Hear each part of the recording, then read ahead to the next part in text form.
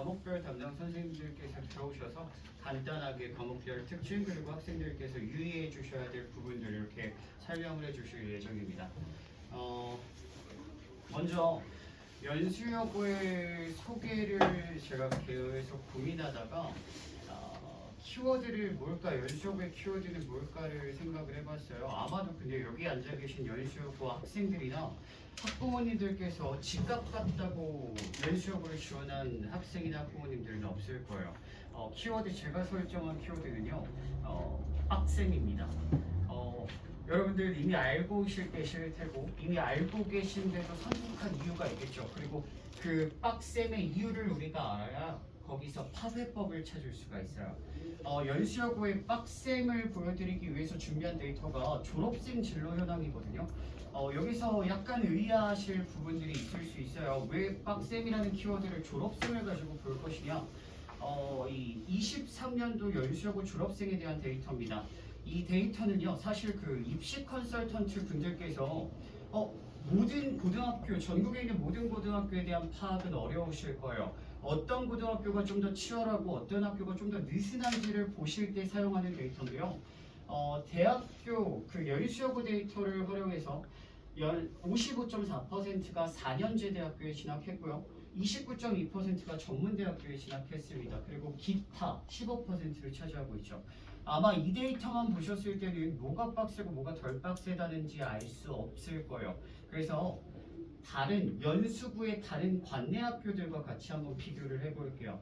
연수구에 있는 다른 여고고요. 이 4년제 진학은 51.4%, 사실 연수여고와 큰 차이는 없죠. 전문대학은 39.1%, 그렇게 유의미한 차이는 아닙니다. 여기서 눈여겨보셔야 될 차이는요, 바로 이 기타의 수치예요. 학부모님들께서 지금 머릿속에 4년제 대학, 그리고 전문대학, 그리고 기타의 수치가 나열되었는데 기타의 수치는 뭐라고 생각하시나요? 아이들이 3년 동안 고등학교를 보내고 4년제 대학, 전문대학, 그리고 또는 재수생의 비율입니다. 이 기타는 재수생의 숫자를 나타내는데요. 이 재수생의 숫자를 왜 입시 컨설턴트 분들께서 치열함의 숫자로 보는지를 생각해 보셔야 돼요. 아이들은 3년 동안 수시와 정시라는 굴레 안에서 치열하게 하다가 본인들의 3년 뒤의 성적표에 만족하지 않고 1년을 더 하겠다는 결정을 해요. 그 결정은 아이들이 본인의 노력과 결과에 만족하지 않고 1년을 더 하겠다는 거잖아요. 그건 곧 치열함을 나타내는 수치로 아이들이 내가 이것보다 더 나은 대학교를 가야겠다, 내가 좀 더 해서 대학교를 가야겠다라는 걸 보여주고 있죠. 사실 이 데이터는 옥년여고의 데이터고요. 그래서 연수여고에서는 재수생의 비율이 15.1%, 45명이 재수를 선택하고 옥년여고에서는 10명가량이 재수를 선택해요. 그래서 이 숫자를 보고도 입시 컨설턴트 분들은 연수여고가 좀 더 이 학교보다 훨씬 더 치열하구나. 그리고 평균적으로 유튜브에 검색해 보시면 한 20명 정도가 기준치가 된다고 해요. 기타 숫자가 20명 정도가 되면 평범한 수치고요. 그 이상이 되면 훨씬 더 치열한 숫자라고 보시면 되겠죠. 자, 그 다음에는 학업 중단 학생 수요. 사실 이 부분이 너무나도 예민하고 민감한 부분이어서 제가 전달을 해드릴까 고민을 많이 했어요. 학업 중단이라는 것은 자퇴를 뜻해요. 22학년도, 23학년도가 유감스럽게도 데이터가 아직 업로드가 되지 않아서 22년도 데이터를 가지고 본다면요, 1학년에 자퇴생이 13명입니다. 2학년은 5명, 3학년은 1명이죠. 전국 단위에서 수치로 비교해 본다면 전국은 19명이고요. 인천 평균이 1.9명, 그리고 인천 평균이 1.8명인 반면에 연수구의 평균은 2.3명이 되죠. 그래서 전국 단위로 비교해봐도 훨씬 더 높은 수치이지만 연수여고의 학업 중단율은 4.5%입니다. 굉장히 높은 비율을 나타내고 있고요. 제가 따로 그래서 22년 1학년들의 수치이기 때문에 이 친구들이 23년, 즉 2학년이 되었을 때 학생 수가 몇 명인지 확인해 보니까요, 현재 2학년의 숫자는 255명이었습니다. 즉 30명가량이 더 자퇴를 선택한 거예요. 빡세다는 것도 알고 있었고, 그리고 여러 가지를 우리가 귀로 듣고 갔지만 이 빡세다는 수치를 보는 건 여러분들이 아마 처음이실 거라고 제가 생각이 들어요. 자퇴를 매년 거의 10명, 20명, 30명이 자퇴를 하고 있고 이 13명이라는 수치는요. 사실 계약이 3월 달에 하고 방학이라는 개월을 빼버린다면 한 달에 2명가량이 계속 자퇴를 선택을 한 거죠.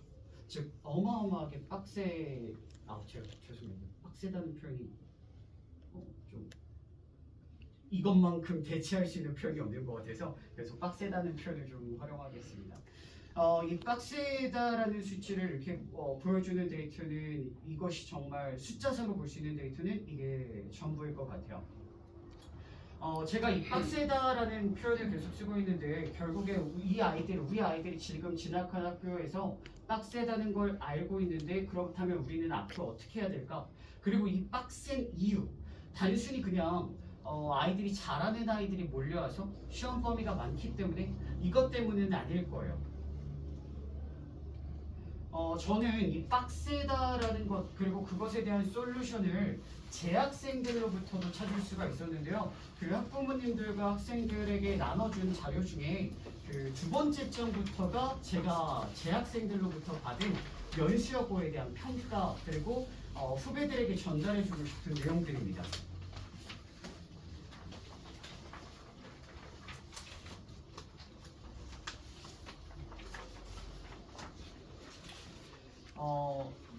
연수구 관내에서요, 우리가 흔히 말하는 빡세다라고 할 수 있는 여고는 딱 두 가지 학교를 꼽을 수가 있죠. 연수여고와 인천여고일 거예요. 그런데 학업의 중단수, 자퇴생의 숫자는요, 연수여고와 인천여고가 극명하게 나뉘고 있어요. 연수여고가 압도적으로 높고요, 인천여고가 낮아요. 그 차이는 커리큘럼에서 제가 찾았는데요. 예를 들어서 한번 보여드릴게요. 이것이 너무 추출하네요. 3월 12월 우리는 아이들이 학교를 다니면서 총 4번의 시험을 보게 될 거예요. 보통 2주기로 본다고 생각을 해볼게요. 그렇다면 연수여고와 인천여고가 커리큘럼에서의 차이가 드러나는데요. 연수여고의 같은 경우에는요. 시험을 기준으로 세특과 수행평가가 앞다퉈 일어납니다. 그래서 아이들이 시험을 대비하는 과정, 한 달 동안 치열하게 내가 내신 시험 범위를 머릿속에 넣어둬야도 부족한 이 시간에 세특과 수행평가를 챙기느라 너무나도 바빠요. 그런데 인천여고는요, 이 시험이 끝나면 세특과 수행평가를 일어나요. 물론 드물게 앞서 일어나는 경우들도 있지만 커리큘럼 자체가 이렇게 세팅되어 있습니다. 그러니까 인천여고 아이들이 불만이자 장점은 인천여고 아이들이 시험이 끝나고 놀고 싶은데 세특과 수행평가를 챙겨야 된다는 장점과 단점 둘 다 공존하는 거예요. 근데 연수여고에게 명확하죠. 시험 끝나고 놀 수는 있어요. 하지만 시험 끝나기 전까지 너무나도 치열해요. 너무 바쁘고. 그리고 이 아이들이 시험 끝나면 놀까요? 바로 기말고사에 대비하죠. 그렇기 때문에 똑같은 빡세다는 배경과 환경을 가지고도 연수여고와 인천여고 아이들은 너무 극명하게 달려요. 만족도에서요. 여기서 재학생이 생각하는 연수여고를 제가 간단하게 몇 가지만 뽑아봤는데요. 연수여고가 이렇게 빡센데도 선택한 이유는 아마도 대학 진학률 때문일 거예요. 그리고 그 빡센 환경 속에서 우리 아이들이 잘 살아남기를 원하시는 거겠죠. 그리고 이 빡셈에 제가 키워드를 삼은 건 첫 번째 장에서 제가 그 빡센 이유는 세특과 수행평가로 저는 잡아봤어요. 아무리 생각해봐도 인천여고와 다른 학교들을 비교한다고 해서 연수여고가 훨씬 더 많은 압도적으로 많은 시험 범위를 내세우냐 그것도 아니거든요. 시험 범위나 어휘량, 문법의 양 다 모두가 연수여고나 인천여고나 상향 평준화가 이미 되어 있어요. 그 안에서 아이들이 치열하게 하는 이유는 이 세특과 수행평가 때문이에요. 이미 여러분들 학부모님들께서 알고 계시겠지만 인천 연수구에서 대학교를 진학할 때 수시와 종시 그리고 수시 안에서 교과와 학종을 다닐 때 압도적으로 학종의 진학률이 더 높죠. 우리 연수구 안에서는 그렇게 대학교를 보내고 있는데 이 세특과 수행평가를 활용해서 아이들이 좀 더 나은 가지고 있는 성적보다 좀 더 나은 대학교를 이제 선택하고 지원할 수 있게 돼요. 이 세특과 수행평가 때문에 아이들이 너무 힘들고 지치고 그리고 결국 자퇴나 이제 학업 중단을 선택하게 되는데요. 그렇다면 이 세특과 수행평가의 파해법을 어떻게 찾아낼까는 사실 이 아이들이 보내준 이 카톡을 편집한 거였거든요. 이 카톡을 통해서 저는 알 수 있었어요. 총 4명의 아이들의 그 정보를 제가 수록해놨는데요. 이 4명의 아이들이 공통적으로 제가 시키지도 않았는데 공통적으로 적어놓은 내용이 바로 하나예요. 진로죠. 이 진로라는 것이요. 사실 되게 막연하고 추상적인 개념이긴 해요. 그리고 아직 아이들이 찾기 어렵죠. 근데 이 진로를 갖고 있는 아이들은요. 세특과 수행평가를 어떻게 대비해야 될지 알아요. 그리고 그 세특과 수행평가는 내가 대학교를 가는 과정 중에 하나예요. 근데 진로가 없는 친구들에게는요. 세특과 수행평가는 그냥 나에게 노동이고 숙제이고 과업일 뿐이에요. 아무런 동기부여가 되지 않아요. 내가 성적을 내는데 방해물로 보일 뿐이죠. 그러니까 연수여고 학생들이 느꼈을 때 동기, 그러니까 내가 목표하는 진로나 대학교 학과가 있는 학생들은 훨씬 더 세특과 수행평가에 대해서 능동적이고 주도적으로 대처해요. 반면에 진로가 없는 그냥 막연하게 좋은 성적 받아서 좋은 대학교 가고 싶어요. 이런 아이들에겐 세특과 수행평가가 방해물이고 장애물일 뿐이에요. 저는 이 아이들 4명의 아이들과 마찬가지로 아이들에게 지금 이 시기 2월 그리고 1학년이라는 이 아직 테스팅할 수 있는 이 시기 동안에 조금 진로 그리고 이 진로는 물론 아시겠지만 구체적으로 적을 필요는 없어요. 막연하게라도 여러분들이 진로를 갖고 있다면 연수여고에서의 그 빡센 커리큘럼을 좀 더 주도적으로 대응할 수 있을 거라고 생각하고 있습니다. 다음은요. 좀 더 영어 과목이라는 틀 안에서 제가 한번 조금 고민을 해봤어요. 그래서 아이들이 연수여고에서 그리고 그 안에서 영어 과목을 조금 더 잘 좋은 점수를 받으려면 어떻게 해야 될까를 고민하고 기출문제를 한번 봤는데요. 지금 얘가 이 질문이 연수여고의 기출문제예요. 아마 뭐 이렇게 막 꼼꼼하게 보실 필요는 없으실 거고 질문이 이렇게 쫙 있고 연수여고에서 출제된 문제는 바로 오른쪽에 있는 이 문제죠. 명확하게 어휘를 물어보는 문제예요. 사실 연수여고 학생들 중에 이 지문에 대한 복습과 워크북 변형 문제를 풀지 않고 들어간 친구들은 아무도 없을 거예요. 다들 이 지문에 대한 공부를 했을 테고 이제 시험지에서 연수여고 선생님과 대결하는 부분은 여기죠. 지문에 대한 공부는 이미 끝났고 연수여고과 선생님께서 내신 문제는 어휘였어요. 이 어휘를 고를 때요. A와 B를 고르는 문제가 나왔는데 A라는 forger라는 단어는요. 이미 지문에 출제되었어요. 즉 변별력이 없다는 뜻이죠. 시험을 보는 아이들은 다 알고 들어갔을 거예요. 학교 선생님이 물어본 의도는요. 바로 B예요. 이 지문, 이 시험 범위 그 어디에도 등장하지 않은 이 단어를 학생들이 알고 있냐 모르고 있냐. 이 단어를 아는 친구들은 정답을 맞췄을 테고 모르는 친구들은 틀렸겠죠. 그래서 이런 문제들을 보면서 제가 아이들에게 강조하는 것이 이 파생어예요. 단어책에 이미 출제되었음에도 불구하고 표지어만 암기한 친구들은 정답 맞추기가 조금 헷갈리거나 모호했을 수도 있는데 파생어까지 머릿속에 든 친구들은 정답 맞추는데 훨씬 더 수월했겠죠. 그래서 단어 암기할 때 파생어를 꼭 같이 보자라는 말씀 드리고 싶고요. 두 번째는 그래서 내가 그냥 시험 기간 학기 중에 내가 단어책만 달달달달 보면 되는 것이냐? 사실 저는 그렇게 생각하진 않아요. 평상시에 단어를 외우는 것과 더불어서 시험 기간에는 사실 여러분들이 공부해야 될 것이 굉장히 많죠. 영어뿐만 아니라 다른 과목들도 봐야 하기 때문에 그때 제가 이건 사실 제 영업 비밀이라서 다른 영어 선생님들이 계신데 이걸 공유해도 되나 싶은 이런 마음도 있는데요. 제가 아이들을 내신을 가르칠 때 꼭 집어주는 것이 그룹핑입니다. 예를 들어서 볼게요. 토끼와 거북이라는 이야기 속에서요. 학교 선생님이 영어 단어를 가지고 출제하고 싶어요. 그때 과연 토끼와 거북이를 이야기를 가지고 전쟁, 토론, 복지, 복원 이런 단어들을 활용하실까요? 그렇지 않을 거예요. 아마 거북이의 입장에서 꾸준함, 성실함, 노력이라는 키워드를 내실 거고 토끼의 입장에서 게으름이나 나태함이라는 어휘들을 활용하실 거예요. 즉 어휘를 공부하더라도 전략적으로 공부해야 돼요. 시험 지문에서 비롯된 비슷한 어휘들과 파생어들을 여러분들이 묶어서 공부할 필요가 있어요. 그 제가 넣어둔 자료에 보면요. 첫 번째 장 뒤에 쪽을 한번 봐주시겠어요? 거기 보면 오른쪽에 제가 어휘를 어떻게 묶어놨는지가 한번 보이실 거예요. 제가 실제로 연수여고 담당했을 때 활용했던 수업 자료거든요. 그 데이터를 보시면 오른쪽에 초록 색깔 어휘들을 묶어놓은 것이 보여요. 이렇게 같은 키워드를 가지고 여러 어휘들로 영어에서는 표현을 할 수가 있는데요. 그 어휘들을 묶어서 암기해야만 아까처럼 어휘와 관련된 문제들에 대응할 수 있을 거예요. 자, 두 번째 키워드는 독해력입니다. 이거 너무 뻔한 말씀 드리는 것 같아서 죄송하긴 한데 이 독해력이라는 것에 대해서 잘못 아시고 계시는 분들이 많아요.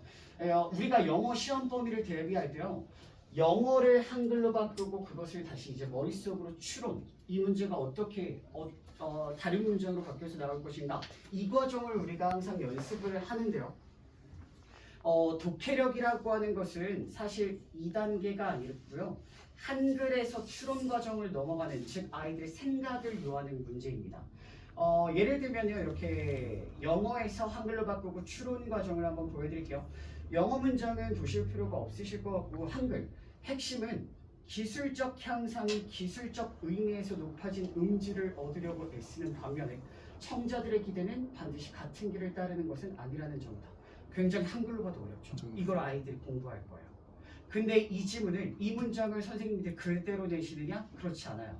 이 문장을 읽고 아이들은 생각해야 돼요. 이 문장이 나타내는 것, 필자, 글쓰니까 뭘 의도하고 쓴 문장인 것인가. 그리고 추론은 이렇게 이어져야겠죠. 이 문장을 머릿속에 넣고 기술이라는 것은 더 높은 음질을 얻고자 하지만 음악을 듣는 어떤 사람들은 더 높은 음질보단 다른 무언가를 바라고 있구나. 여기까지 생각이 이어지는 게 바로 추론이에요.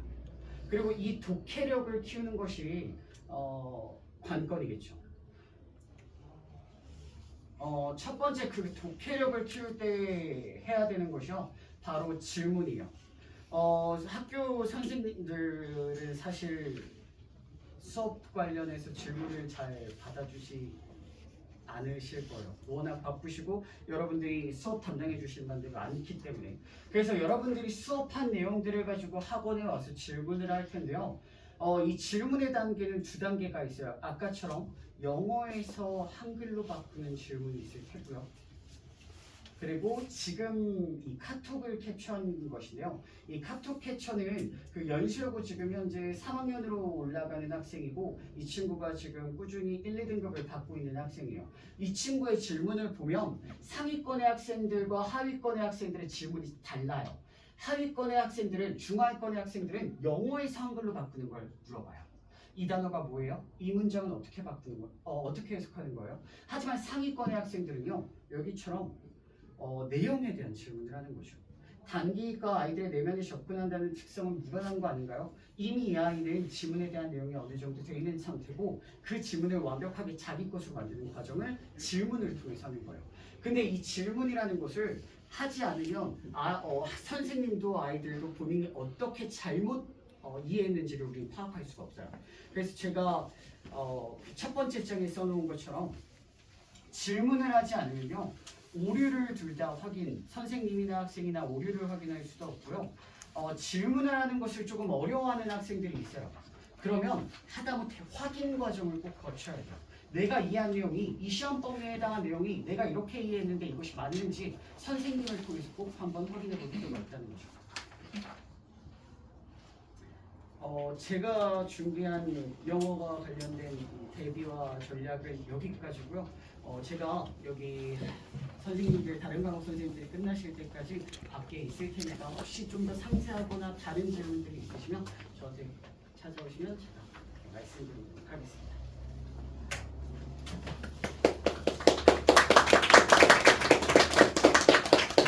시작하기 앞서가지고 아까 소개할 때 영어쌤하고 국어쌤 소개가 빠뜨려가지고 연수가 담당하신 영어쌤 여기 용석 최용석 선생님이셨고요. 뒤쪽에 왼쪽에 뒤쪽에 이제 양복 계시는 분이 영필이 선생님이십니다. 안녕하세요. 안녕하세요. 그다음 이제 여기 위쪽에 계시는 분이 김철정 선생님이십니다. 안녕하십니까. 일단 이제 저는 국어를 담당하고 있는 최영진영입니다. 결정은 지금 제가 전해드린 잠깐 쓰겠습니다. 이걸로 지금 진행할 거거든요. 이걸로 펜 쓰시면서 공부하듯 수업 들으듯이 들으시면 될 것 같습니다.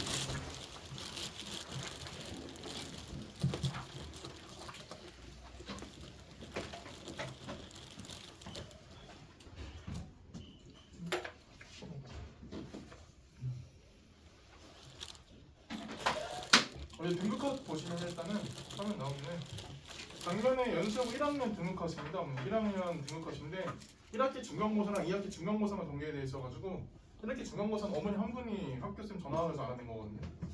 근데 공공연하게 밝혀주진 않아요. 그래서 보시면은 국어 같은 경우가 제일 등급컷이 낮죠. 수학하고 영어는요 계속 보면은 하나 틀린 1등급이 나오더라고요. 한번 싹 보시면요 국어 같은 경우는 작년에 유난히 국어가 1등급 컷이 되게 많았습니다.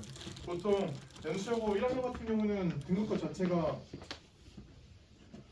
90 초반에서 중후반 항상 되는데 올해 작년에 1학년 애들이 좀 국어를 못했는지 제가 봤을 때 시험 결은 똑같았는데 작년에 애들이 좀 국어를 많이 힘들어하는 것 같더라고요. 그래서 아마 이거 바탕으로 해서 지금 국어 등급컷 자체가 국어는요 2학기 기말 1학기 기말 때 더 낮았어요. 등급컷은. 심지어 이번에 어머니 만약 자녀분들이 따님이 혹은 학생들과 따님 자기가 2학기 중간고사 성적이 70 몇 점을 받았어. 70 후반대 그 몇 등급이야? 2학기 중간고사 70 후반 받았어. 몇 등급이야? 70 후반 3등급이죠. 2학기 중간고사요. 근데 2학기 기말 때 또 70 후반을 받았어요. 수행평가 만점이에요. 합산 몇 등급 나왔을까요? 합산 몇 등급 나왔을까요? 합산 4등급 나왔더라고요. 그러니까 보면은 70 중반 두 번 나왔는데 상위 10%였던 거예요. 그러니까 계속 이 연수여고가 지금 국어가 되게 어려워지고 있거든요. 이거 안 맞겠죠?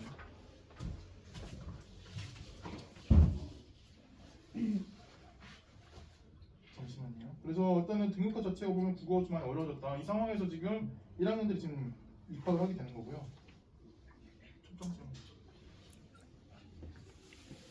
잠시만요.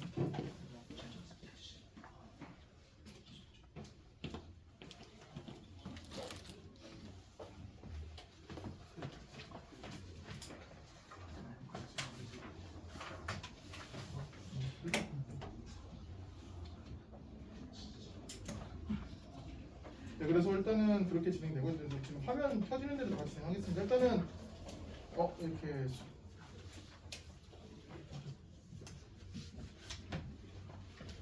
죄송합니다.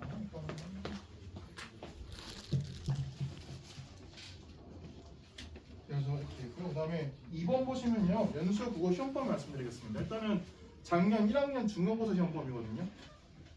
보시면요 일단은 범위 자체가 보면은 2000 기준 시험범 양은 옥민여고 제일 많아요. 그다음 연수여고 그다음 인천여고가 범위가 없거든요. 그럼 이제 버 써놨잖아요. 근데 여기 쓰셔야 될 게 그럼 여기서 아이들이 소화해야 할 양은 어디가 제일 많을까요? 제가 당연히 이 얘기가 연수여고가 정답이니까 여기서 말을 꺼내겠죠. 연수여고가 제일 많고요. 그다음 인천여고고요. 옥면여고는 이렇게 가야 돼요. 그냥 넘사벽이 여기는. 그러니까 범위가 옥면여고가 많아도 연수여고에서 솔직히 이게 등급을 낮게 형성되길 원하진 않을 거 아니에요. 연수여고에서 소화될 양이 더 많아요. 확실한 거는. 시험범위 자체도 보시면 일단은 교과서도 내고요. 모의고사도 내요. 그 다음에 학생도 프린트 따로 줘요. 저희 세 가지가 종합되다 보니까 아이들이 좀 나가 떨어지거든요. 공부할 때. 보시면은 비문학 7문제, 문학 15문제, 문법 5문제. 보시면은 진짜 하나 포인트 잡아드릴 텐데 일단 이게 작년 시험 세트거든요. 그냥 막 쓴 게 아니라 제가 이미 다 했어요. 보시면은 비문학 같은 경우는 네 지문, 세 지문, 두 지문, 세 지문 그냥 무난무난하게 7, 11문제 나오고요. 문학 같은 경우는 많이 나오잖아요. 그리고 문법 보시면은 한 개 영역에서 그러니까 한 소단원별로 제일 많이 나오는 건 문법이긴 해요. 근데 지금 작품 수가 많으니까 문제 수도 많은 거거든요.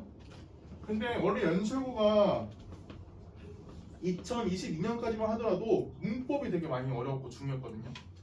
근데 작년부터 확실히 이걸 많이 빡세게 하고 있어요. 이거 문학을.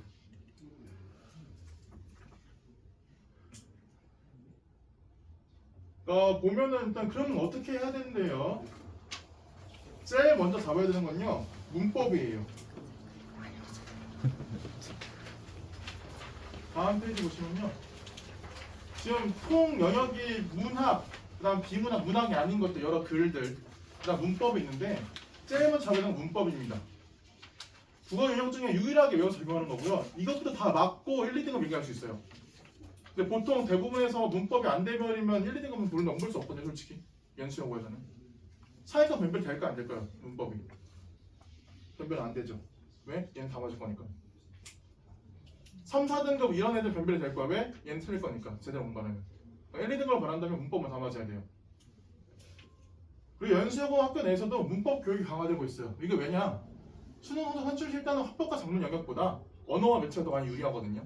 이 상황에서 작년 1학년부터 2학년 2학기 과목이 원래 독서였거든요. 비문학. 그러니까 올해 작년 2학년들은 독서를 배웠어요.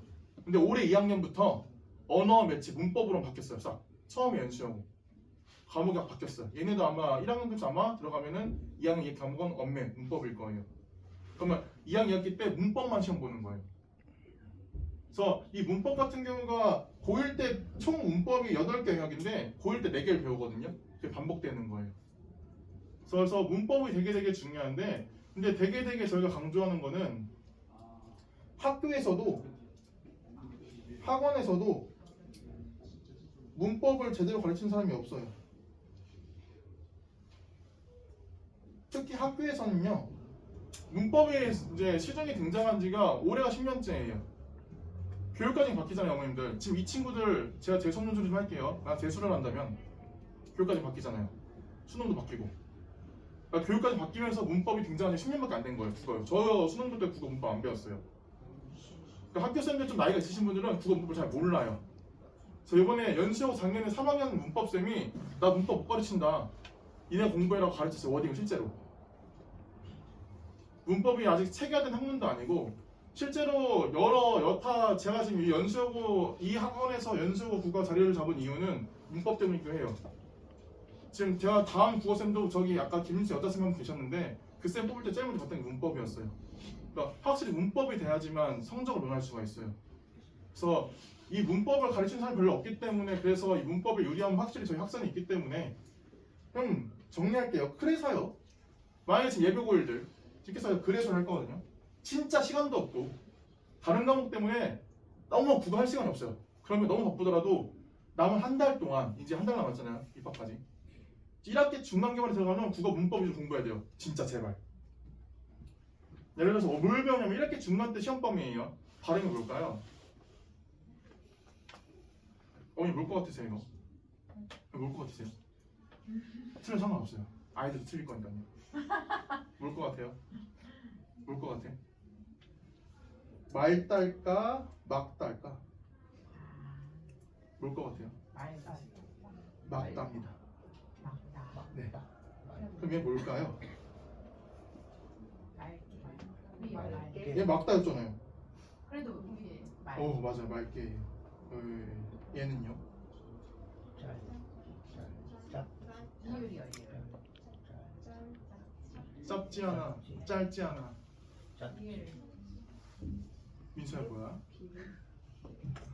미안해. 짧지. 얘는 발음이 뭘까요? 3과 5를 더하면 8이 됩니다. 8비입니다. 뭘까요? 8비니까 여쭤봤겠죠? 애들 1학기 중간고사 때 이거 바로 해요. 8비야. 8불 달글.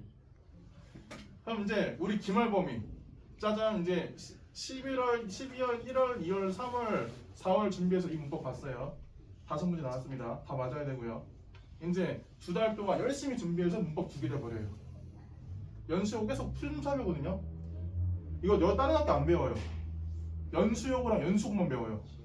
연수여고와 연수여고의 공통점은 이 지역에서 나름 학생들을 신경 쓰는 학교거든요. 빡세게 정시부터 해가지고. 이게 시험이 너무 많이 어려워요. 이게.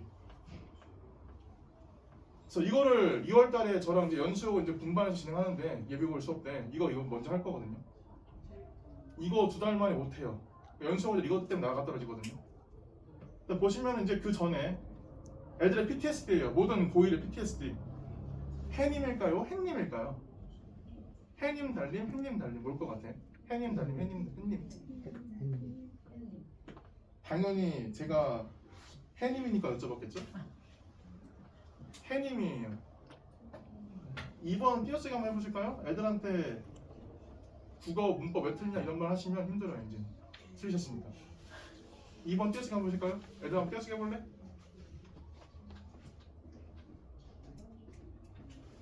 예비고의 현실이죠. 띄어쓰기 해보실래요? 아까 송보고 똑같이 띄어쓰기 해봤는데 난리 나더라고요. 띄어쓰기요 몇 번 해야 될 것 같아요? 3번 이상? 5대. 6개요. 대부분 이렇게 하세요.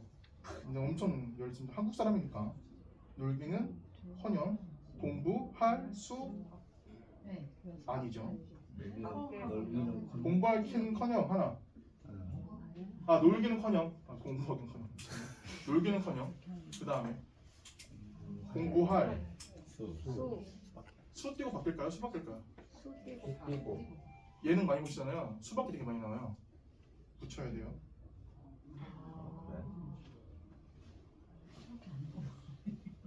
예능 보면요 다 지켜요. 나 혼자 산다 런닝 다 지켜요.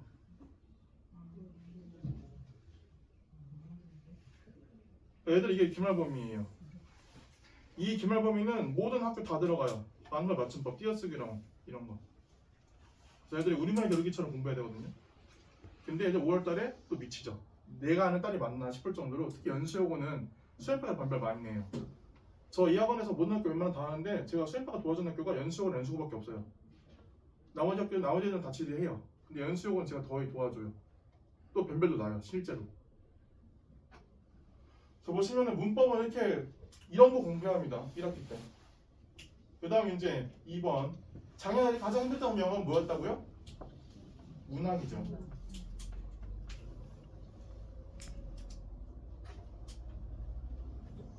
시는 뭘 공부해야 되냐? 문학 개념을 확실히 잡으셔야 돼요.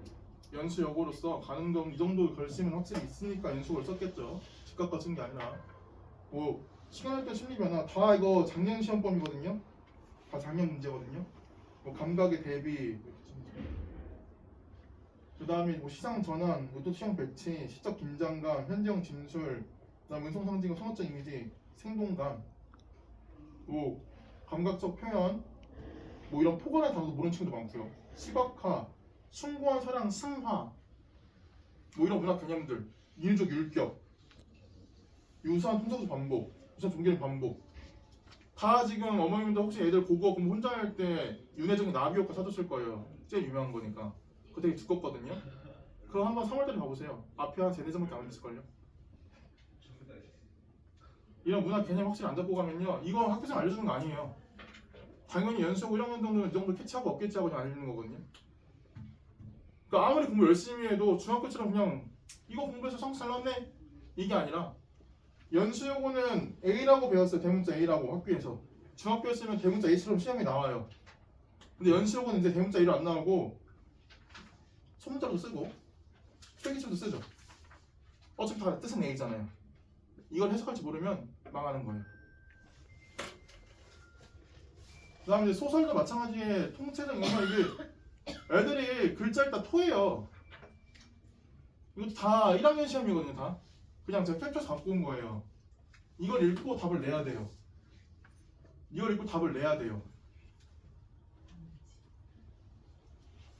그러니까 시간이 모자란다는 말을 많이 했어요. 시간이 모자란다는 말을. 그러니까 등급 쉽게 나오는 거예요.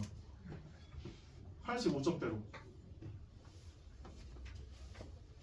그냥 90 넘다면 갑자기 80 맞았는데 그럼 칭찬하셔야 돼요. 일단은 기다리셔야 돼요. 중학교 때는. 아 고등학교는 실제 기다리셔야 돼요. 성적이 얼마나 나왔든 1위 1위 하지 말고. 보면요 요새 69면 3등급이에요. 만약에 지금 사회가 69였으면 나오지도 않아. 여기 5등급이네요. 아 국어 1년에 100점도 없었어요 작년에. 그래서 이제 우리 윤회장이 나비효과 사신 분 샀나 보네. 5x 어차피 50%잖아. 설사 있어 없어? 유정아 있어 없어? 서술자라는 소설 쪽에 사용한 용어. 연수하고 이걸로 문제 내요. 이건 연수로 냈어요. 없어요. 이거 대답 못하면 그냥 문학개념 공부 안 하고 있는 거고. 되게 기본이고 서술자 없이 진행한다고 보여준다는 거. 물론 유정이 대답이 맞긴 해요. 서술하고 있다는 편이 나올 수 있긴 한데 이 용어 자체는 없다고 생각해야 돼요. 그래야지 문제 풀리거든요. 그래서요 문학 개념에 대한 스스로의 정리 그냥 적어준 거 이렇게 그냥 받아주기만 하는 게 아니라 그죠? 제가 나눠주면 한번 봐봐야 돼요. 그래서 제가 만든 건데 고등학교 3년 동안 쓰는 거거든요. 이 문학 개념들은 내가 스스로 정리하는 게 무조건 필요하고 또 최소한 연수용으로 하면은 1학기 때 배우는 문학 작품들은 다 미리 읽고 들어가야 돼요. 여름방학 때 2학기 때는 여름방학 때 하고 작품 몇 개냐면요 많지도 않아요. 현대시 2개, 현대소설 하나, 현티곡 하나, 수필 2개가 전부예요. 그 중에 시가 지금 아까 시 하나, 수필 2개 끝났고요. 지금 소설은 나머지 다 시험범이었고 실제로 보시면은 여기 작품에서 현대시 1개랑 이거 수필 2개가 중간범이었고 나머지는 다 기말범이었던 거예요. 이거 연습하고 읽고 들어가야 돼요. 또 고3 평가원 모의고사 문학 영역점 현대시 현대소설 최근 5개년치 풀고 들어가야 돼요. 연수용을 하면 문학 개념들 확인하기 위해서. 3번 비문학 영역의 시험 범위들을 쉽다고 아이들이 맨날 하는 거 간과거든. 간과해서는 안 된다. 보시면요 이 비문학 영역에서 이게 지금 제가 비문학 정리해서 주는 거고 이게 실제 문제예요.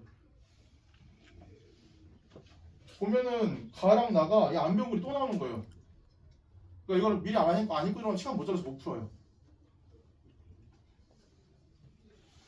그래서 시험 범위 고일 모의고사 비문학적 대체로 어렵고 교과서 부분도 어렵고 문제 일과 글자 수도 많아져요. 그냥 이 비문학은 내용 자체 이양 부담 때문에 자체를 포기한 친구도 많아요. 이때 매달려야 되는 거고 근데 얘도 변별이 안 나요. 왜? 솔직히 읽으면 맞을거든요. 연시하고 변별 문학에서 거기나요. 문학에서. 그럼 이 부분에서 어떤 전략을 해야 되냐? 시험 시간을 줄여야 돼요. 그래서 많이 끌어야 되거든요. 많이. 근데 얘도 유일하게 비문학 파트에서 변별하는 문제가 하나 있어요. 변별하는 문제. 연수하고 작년에부터 2년 연속으로 아이들이 거의 다 틀려오는 문제.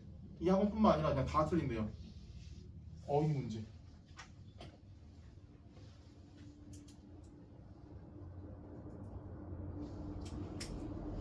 3번에 어머님들 제가 일부러 우리 친구들 지금 머리 한번 써보자고 제가 작년 1학기 중간고사 갖고 왔어요.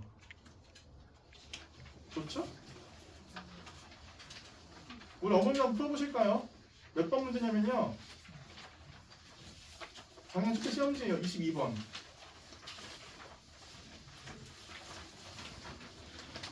22번.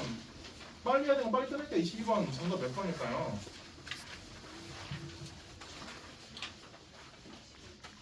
22번이요. 적절하지 않은 것은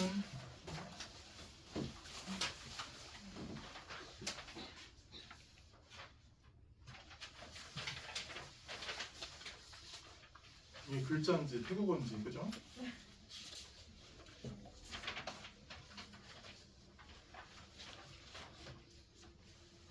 다 푸신 거 저한테 뭐 눈빛 보내시면 제가 슬쩍 가가지고 추천해드릴게요.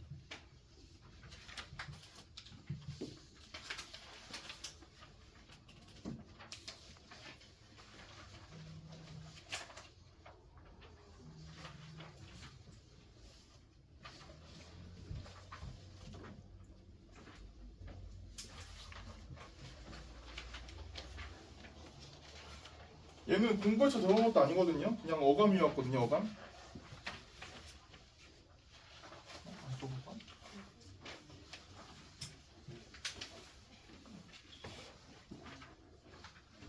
3번이에요.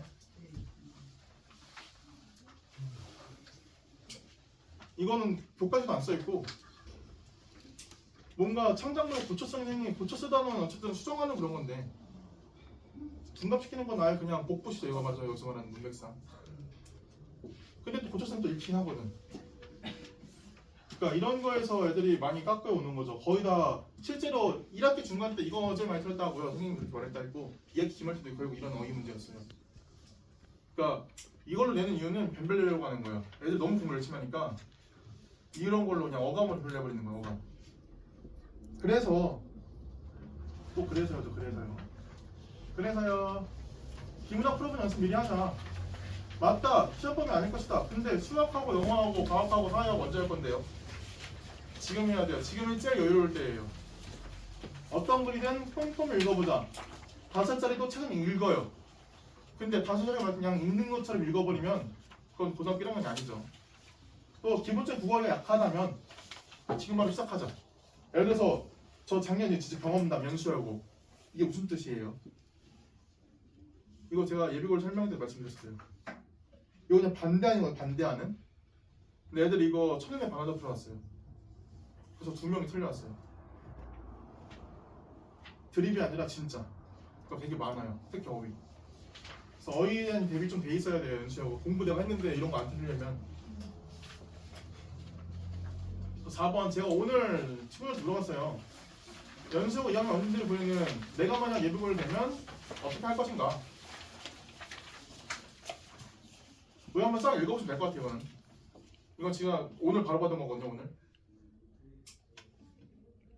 거의 다 대부분 보니까 진짜 제가 재작년에 똑같이 했는데 재작년에는 문법 얘기 많았거든요. 좀 문법 좀 등급 높은 애들 문법 얘기 좀 줄이고 확실히 비운다거나 아예 풀어보자는 얘기가 많이 나오더라고요. 이 작년과의 큰 차이점 같아요. 작년 예비고일과 올해 예비고일 큰 차이점. 그래서 5번 연수여고 수능 결과는 뭐 당연히 보시면 될 거고 일단은 연수여고 자체 같은 경우는 저 같은 경우는 일단은 저는 반을 10명씩만 하거든요. 그래서 일단은 2월 방학 중에는 수요일 혹은 토요일 중에 2시간 한 번 할 거고 학기 중 시간표는 정해져 있거든요. 이게 화요일 2시간 목요일 1시간이에요. 그래서 화목 5시에 할 거여서 일단은 뭐 다른 쌤들과 시간 유동적으로 조합을 지금 짜놨으니까 혹시 만약에 관심 있으시면 어쨌든 전 연수여고 꽉 차거든요 미리. 그러니까 혹시 관심 있으신 분들은 지금 저랑 듣고 있는 친구들 다 고려 짠 거니까 네 생각하시면 되고요. 일단 연수여고 국어는 어쨌든 내가 열심히 공부해도 그거 한 만큼 안 나올 수도 있기 때문에 그거는 대비 확실히 돼 있는다면은 네 3년 내내 편하실 거예요. 많이. 그러니까 지금 좀 불편해야지 3년이 편해집니다. 혹시 궁금한 점 있으신가요? 네 없으시면 제가 뒷장에 연수여고 그냥 기출문제들 적분 좀 분석 좀 해봤거든요. 그리고 이거 연수여고 중간고사 문제 어머님들 이게 보면 애들도 얘들 마찬가지 그 문장 풀어보고 각 수학생, 영어쌤이나 국어쌤한테 들이밀면 내가 답을 알려드릴게 미리 한번 꼭 풀어봐봐.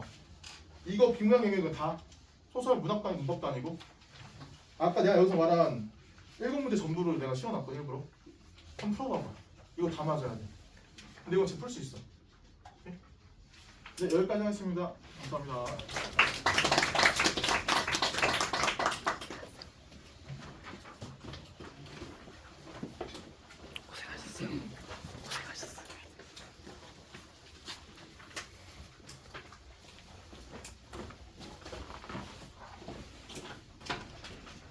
네, 안녕하세요. 고등부 수업 강사 김대한입니다. 네, 저는 그냥 말로 좀 전달을 좀 해드릴게요. 길게 할 생각은 별로 없고 그냥 아마 이 자리에 오신 분들이 연수여고로 진학이 확정이 돼가지고 이제 어떻게 좀 진행될지에 대한 이야기가 좀 듣고 싶어서 오신 것 같은데 일단 학교에 대한 큰 틀을 좀 설명을 해드리면 연수여고는 등급 간의 경쟁이 좀 확실하게 나뉘는 학교예요. 그래가지고 우리가 흔히 알고 있는 것처럼 이제 1등급이랑 2등급, 3등급 이렇게 쭉 나와 있긴 한데 사실 그 각 등급대마다의 좀 전략을 좀 설명을 해드리면 중학교 때 성적 기준으로는 사실 뭐 이제 90점 이상을 받았던 자녀분이 만약에 있으면 개인적으로 이제 개념서나 유형서 정도의 수준으로는 사실 연수여고가 한 2년 정도 전까지는 그래도 등급이 한 1등급 커트라인까지는 올라갈 수 있었어요. 그러니까 어느 정도냐면 많이 쓰고 있는 교재 중에 센수학이라고 혹시 있죠? 그 센수학을 보면 A단계랑 B단계랑 C단계가 있는데 사실 B단계가 다시 또 상중하로 나뉘어요. 그래서 그 보면 이제 상에 해당하는 문제, 그 다음에 이제 C단계 정도에 되는 문제를 어느 정도 풀면 사실은 1등급 커트라인까지 나왔어요. 그러니까 예를 들면 10등까지가 1등급이면 한 9등까지는 나왔었습니다. 한 2년 정도 전까지는. 근데 이제 시간이 좀 바뀌면서 이제 지금 고2로 올라가는 연수여고 아이들의 그 학교에서 주는 유인물 같은 걸 좀 보면 학교에서 프린트를 줘요. 시험 보기 2주 정도 전에. 근데 그게 뭐냐? 이제 교육청 기출이랑 평가원 기출에 대한 모음집이 있습니다. 보통 한 시행 실험당 보통 이제 한 80문제에서 한 90문제 사이 정도를 받게 되는데 제가 이제 그걸 받으면서 개인적으로 느꼈던 건 연수여고가 이제 시험 패턴 자체가 개념서랑 유형서 정도로 끝나는 게 아니라 교육청이나 수능평가원 모의고사까지도 어느 정도에 대한 분석된 내용을 학습을 한 다음에 시험에 들어가야 됩니다. 실제 저희 반 아이들 사례로 좀 예를 들면 1등급 나온 애들을 이제 평균적으로 잡아봤을 때 이제 개념서랑 유형서랑 그 기출문제, 모의고사 평가원 기출문제 정도까지를 좀 본인 스스로의 힘으로 어느 정도 좀 풀 수 있는 능력이 생기고 그다음에 좀 고난도 문제를 고민해봤던 습관이 많이 있던 친구들은 개인적으로 그래도 좀 높은 성적이 나왔던 것 같습니다. 그래서 제가 두 가지를 좀 말씀드리면 첫 번째 하나는 일단 기출모의고사를 개인적으로 개학을 했을 때 그러니까 3월 달 정도 들어갔을 때는 교육청 수능 기출문제 정도를 풀 정도의 여건을 만드셔야 돼요. 그러니까 2월까지 개념서랑 유형서 정도 되는 교재를 본인 걸로 흡수하는 게 1차 목표라고 저는 생각을 합니다. 그럼 이제 2단계는 뭐냐면 이제 개학을 했죠. 개학을 했으면 기본적으로 유형서 정도랑 개념서로 끝내지 말고 실제 문제가 이제 모의고사 같은 경우는 배점이 총 3가지로 되어 있어요. 2점이랑 3점이랑 4점이랑 딱 봐도 몇 점이 가장 어려울까요? 4점입니다. 그러니까 4점에 해당하는 문제를 적어도 본인이 혼자 한 5분 정도는 고민을 해보는 거예요. 그래서 이제 솔루션을 좀 주면 저는 개인적으로 답지 보는 거에 대해서 좀 찬성입니다. 왜 그러냐면 아이들을 제가 올해도 연수여고 전교 1등 그 서울대 경영학과를 보낸 선생님인데 제가 아이들을 이렇게 지도를 하다 보면 개인적으로 어떤 이야기를 좀 많이 듣냐 실제 전교 1등 하는 친구도 해설지 보는 거를 저는 조금 적극적으로 추천을 했었어요. 왜 그러냐면 해설지를 제대로 볼 줄 몰라서 그런 성적이 나온다고 저는 생각을 하거든요. 그래서 해설지 보는 법을 제가 두 번째로 좀 팁을 드리자면 해설지가 보통 이렇게 있잖아요. 학생님들이랑 부모님들 제가 저희 반에서 항상 하는 말인데 이게 사람은 직관적 동물이다 보니까 엄마야 이 해설지를 볼 때 그대로 봅니다. 이렇게 보시면 안 돼요. 해설지를 A4용지 같은 걸로 좀 이렇게 가리시는 거죠. 가려서 한 문장씩 내려서 보는 겁니다. 그리고 저는 해설지가 더러워야 된다 생각을 해요. 그래서 만약에 내가 문제를 풀다가 이 구절 자체에 대한 개념을 못 떠올렸어. 그러면 형광펜 치고 옆에다가 스크립트 딱 붙여놓고 이거에 대한 내용을 갖고 여기를 설명한 개념서를 피는 거죠. 피고 다시 문제를 도전해 보는 겁니다. 기간 한 3일 정도? 한 4점 정도 되는 문제는 한 이런 게 몇 개 쌓이다 보면 본인 나름대로 어떤 알고리즘 자체가 잡히게 될 거예요. 그래서 이 연습을 좀 많이 했으면 좋겠고 그 다음에 두 번째는 저는 개인적으로 그 오답 노트를 좀 바꿔서 실수 노트를 좀 하나 만드셨으면 좋겠어요. 연수여고가 요즘 시험이 만들어지는 추세가 보통 이제 한 20문제 나온다고 하면요. 중간에 한 10번대 중반, 그 다음에 이제 한 자릿수 번호 후반, 8번, 9번, 아니면 뭐 한 13번, 14번, 한 요 정도 되는 문제에 포인트 하나를 살짝 바꿔서 문제로 좀 자주 출제를 해요. 그럼 이제 그 포인트는 사실은 평상시에 좀 건성건성 문제 푸는 친구들은 낚이기가 되게 좋은 문제로 구성이 됩니다. 근데 사실 그 두 문제가 합치면 보통 점수 배점이 한 8점에서 크면 12점 정도인데 그게 사실 등급이 많게는 2개 정도 떨어집니다. 그래서 실수 노트를 좀 만들어서 유형서 되는 교재 있죠? 센수학 같은 거 그런 거 하나 구매해서 문제 풀다가 내가 실수가 나왔던 포인트를 좀 한 권의 교재에 좀 정리하셨으면 좋겠어요. 그래서 정리를 하면 2월 말까지 딱 요거만 해라. 개념서랑 유형서를 잘 본인 걸로 만들어 놓고 답지 보는 걸 좀 신속하게 봐라. 다만 실수 노트를 하나 만들어서 본인이 어디가 자주 실수가 나오는지를 잡아라. 두 번째 2번은 3월 달에 개학되는 시점에 맞춰서는 웬만하면 모의고사랑 평가원 기출 정도는 볼 수 있는 실력을 다져야 된다. 이때는 한 문제당 5분 정도 고민하는 습관을 좀 갖고 보통 4점짜리 위주로 좀 정리를 해나가라. 그러면 아까 제가 2주 전에 학교에서 프린트를 준다 했죠. 그거를 아마 90% 이상은 풀 수 있을 겁니다. 그렇게 해서 1등을 많이 만들었기 때문에 아시겠죠? 그래서 그것만 좀 전달이 잘 됐으면 좋겠습니다. 아마 앞에 국어랑 영어쌤들이 되게 좋은 시간 많이 이렇게 알려주셨을 거예요. 그래서 수학은 좀 컴팩트하게 이 정도만 좀 설명하면 되겠다라고 생각해서 이 정도 선으로만 좀 준비했습니다. 네, 좋은 시간이 되셨으면 좋겠습니다. 저는 이만 물러가 보겠습니다. 감사합니다.